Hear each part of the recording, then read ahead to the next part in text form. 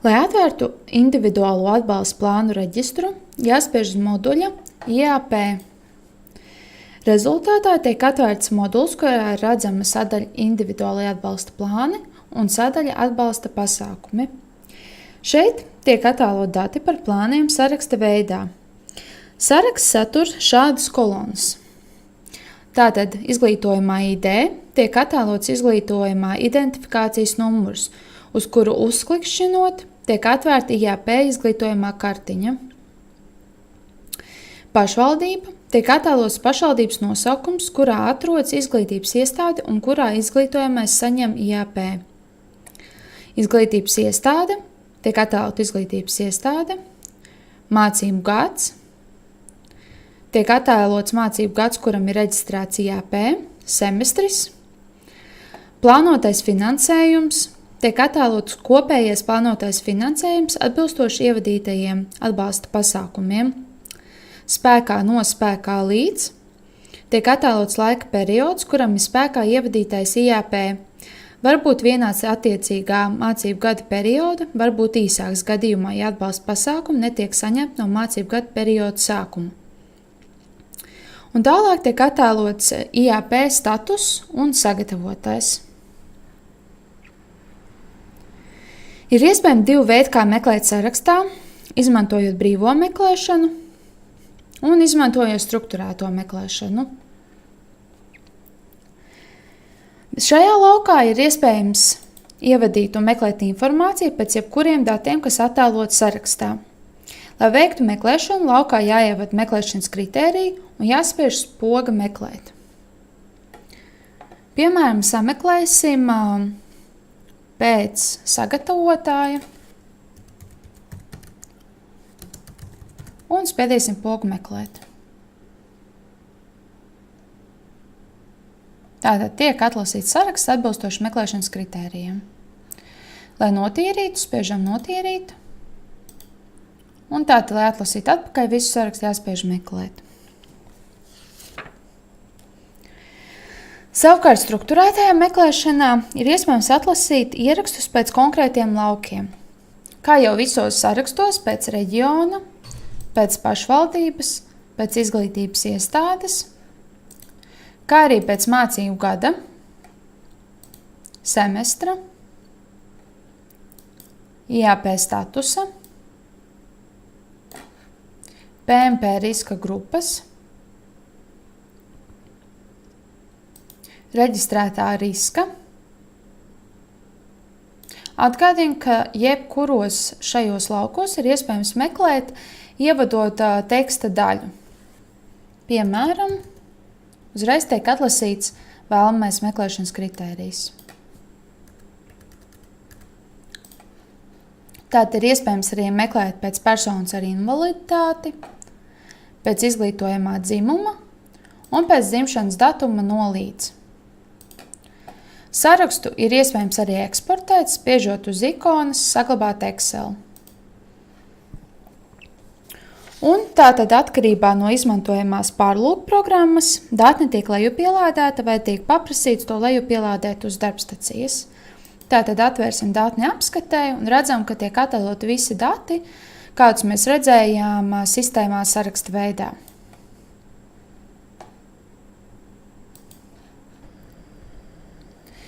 Lai pievienot jaunu individuālo atbalsta plānu, jāspiež poga pievienot IAP plānu. Tātad tiek atvērts jauns loks pievienot IAP plānu, kurā jāizvēlas izglītības iestāde un jāievada izglītojumā personas kods.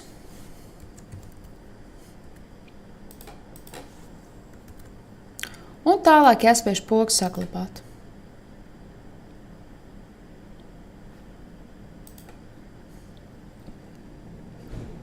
Tātad rezultātā tiek atvērtas jaunas cilnes IAP izglītojamais, dokumenti un riski. IAP izglītojamais kartiņā tiek attēlota šāda informācija. Izglītojamā ID, 2017–2018 mācību gada ID, brīvā teksta lauks, kurā var ievadīt burtus, ciparus un domzīmi. Piemēram, Tālāk izglītojumā personas kods, izglītojumā vārds uzvārds, dzimšanas datums, dzimums, izglītības iestāde, programma, klase, kurs, piederība no līdz. Ja personai ir invaliditāte, ir iespējams atzīmēt personu ar invaliditāti un tātad saglabāt šo pazīmi. Tālāk obligāti jāizpilda lauks faktiskās dzīvesvietas adrese.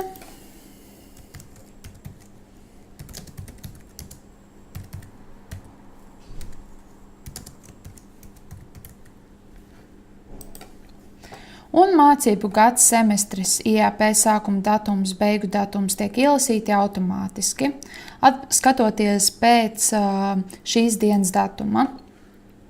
Sākotnējais IAP status tiek attēlots projekts, un IAP sākuma datums tātad tekošais šodienas datums. Ja izglītojamais saņem atbalstus citos ESF projektos, tad šeit ir iespējams ielikt atzīmes. Un nākamais obligātais lauks, lai mēs varētu saglabāt tātad IAP izglītojumā kartiņu, ir jāievada izglītojumā stiprās puses konkrētajā situācijā.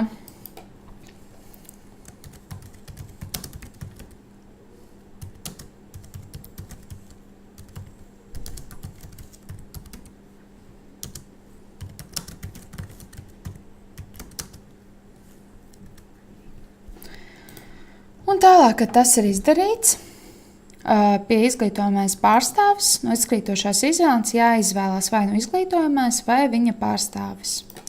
Un jāievada atbilstošs datums. Tālāk spiežam pogu saglabāt.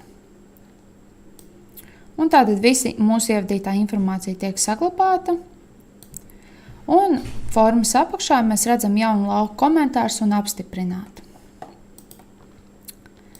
Tātad vispirms mēs uztaisām IAP izglītojamais kartiņas izdruku, spiežot uz ikonas drukāt IAP. Tātad nospiežot uz šīs ikonas, mēs redzam izdrukas lapu ar visu to pašu informāciju, ko mēs redzējām IAP izglītojamais kartiņā. Lai ievadītu izglītojamam riskus, spiežam uz cilnes riski. Un tātad šeit augšpusē mums tiek attēlots izglītojamā ID, vārds uzvārds, mācību gads un semestrs. Un tālāk apakšā ir 4 sadaļas – mācību darba izglītības iestādes riski, sociālās vides un veselības riski, ar ģimeni saistītie riski un ekonomiskie riski.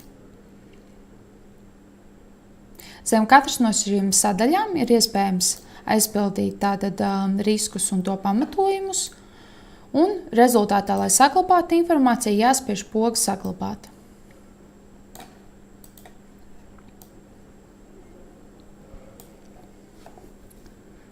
Tātad aizpildīsim pāris riskus.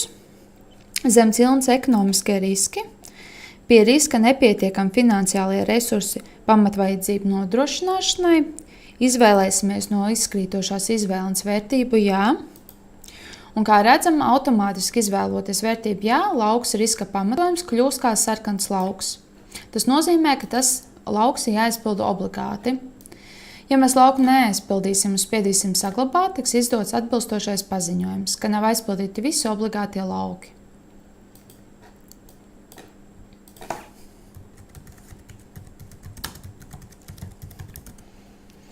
Un spiežam pogu saglabāt.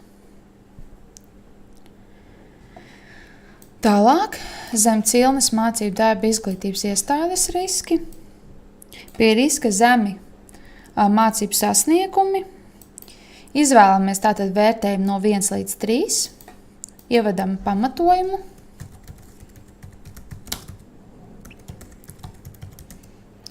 un spiežam pogu saglabāt.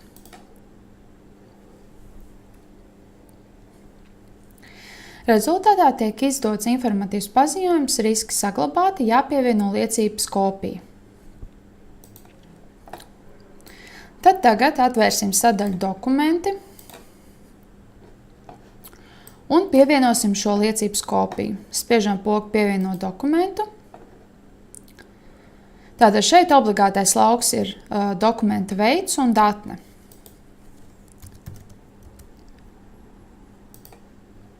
Un no darbstacijas izvēlamies šo liecības kopiju.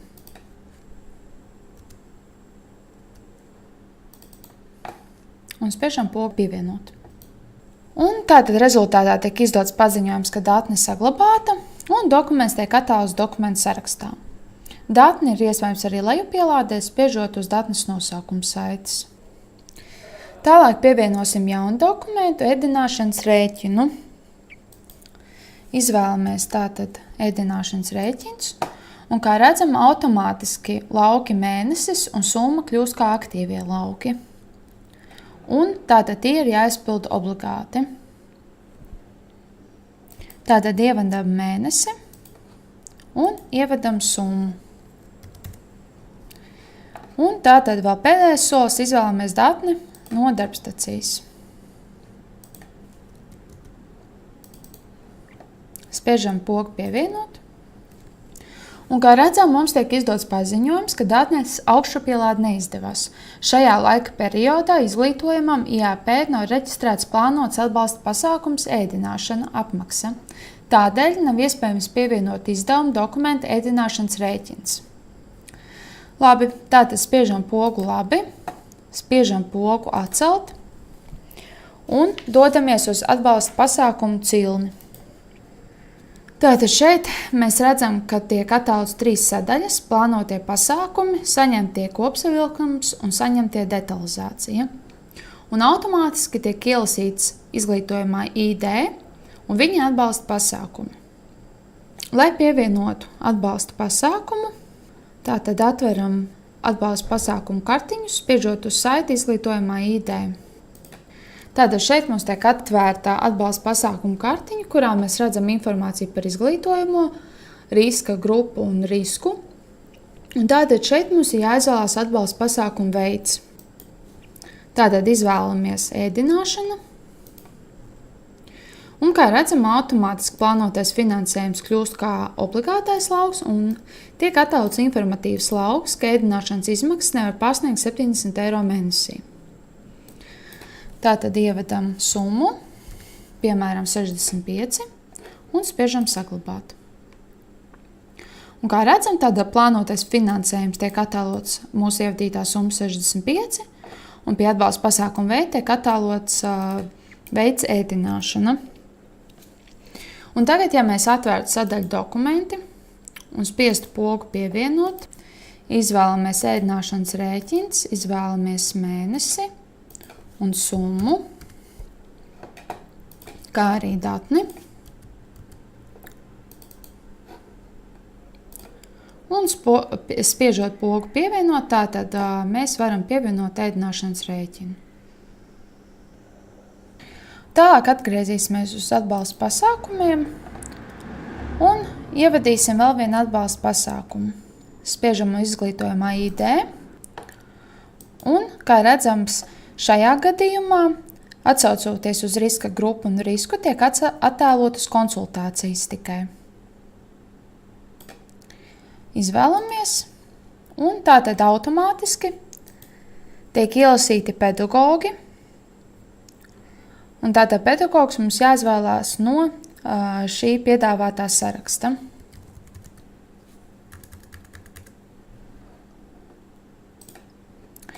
Un jāievada stundu skaits. Ievadot stundu skaitu, automātiski plānotais finansējums tiek attēlots nerediģējumā laukā, un tas būtu 143 un 40 centi. Tālāk spiežam pogu saglabāt, un tātad, kā redzam, informācija tiek attēlota sarakstā. Šo sarakstu ir iespējams arī eksportēt, spiežot uz ikonu saglabāt Excel.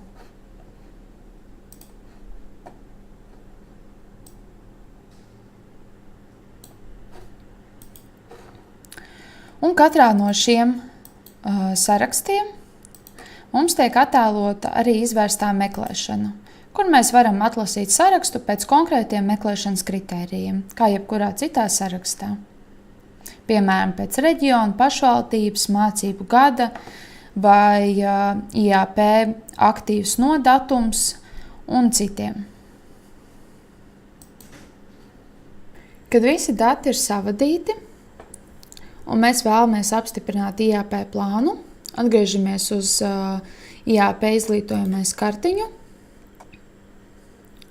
un tātad spiežam pogu apstiprināt. Tālāk tiek izdots paziņojums, vai tiešām iesniegt izskatīšanā. Pēc plāna iesniegšanas ievadītos datus nebūs iespējams mainīt sadaļā riska un atbalsta pasākumu.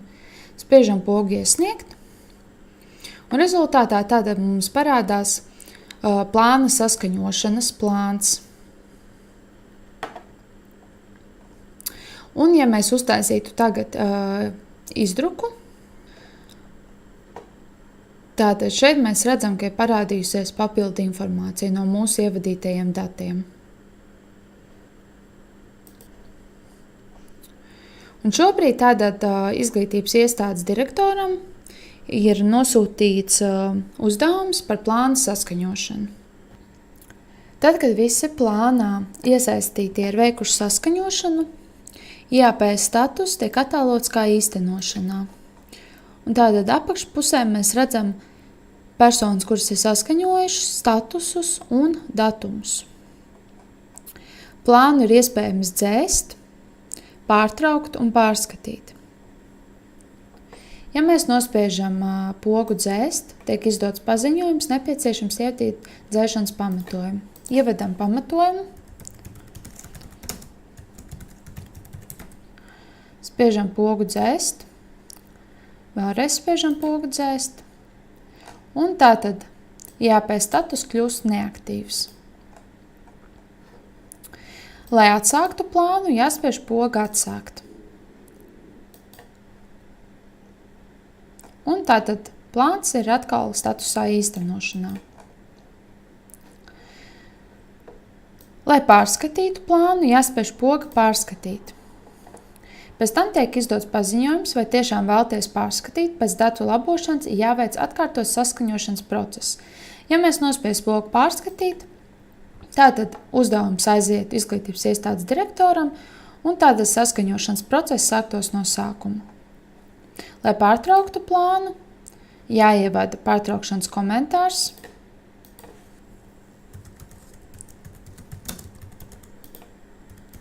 un jāspiež pārtraukt plānu.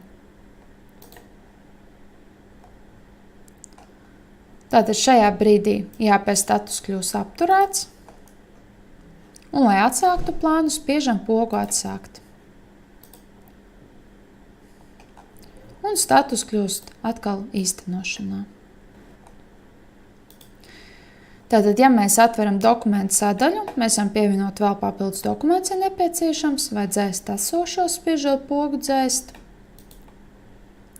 Atverot risku sadaļu, tātad redzam, ka neko iespējams labot nav. Un atbalsta pasākums sadaļas atverot, tad redzam, ka šīs kartiņas arī nav iespējams labot.